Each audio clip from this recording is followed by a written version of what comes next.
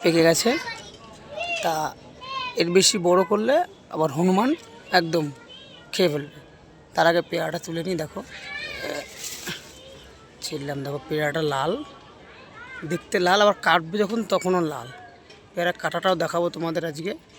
এর আগে একদিন দেখিয়েছিলাম শুধু পেয়ারাটা, এই কাটাটাও দেখাবো। হ্যাঁ, আরেকটা এখানে হচ্ছে, তৈরি হচ্ছে। এই যে পেয়ারা গাছটা দেখে পছন্দ হবে না, কিন্তু পেয়ারাটা খুব সুন্দর, খুব সুস্বাদু খেতে। তারপর দেখে আম, আবার আম হচ্ছে। দেখো এরকম দেখেছিলাম ছোট্ট, এখন একটু বড় হয়েছে, আবার বোল বের হচ্ছে। এদিকে দুই একটা গুটি হয়েছে, আবার হচ্ছে।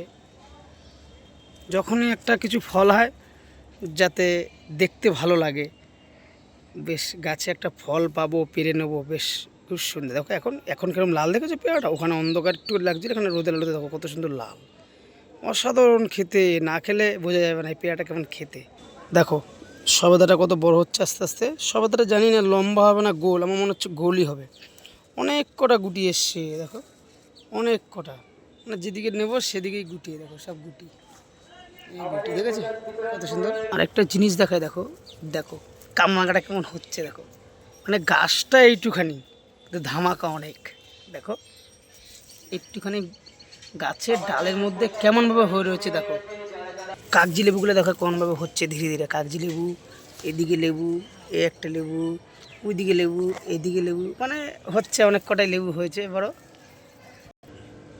ঘিয়া লঙ্কা কালারটা দেখো, মনে হচ্ছে না চেরি ফল।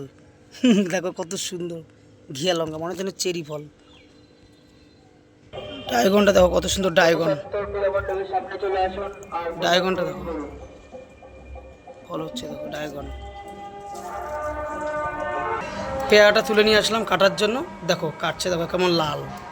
দেখো বলেছিলাম না লাল। দেখো ও বাইরেও লাল, ভিতরেও লাল।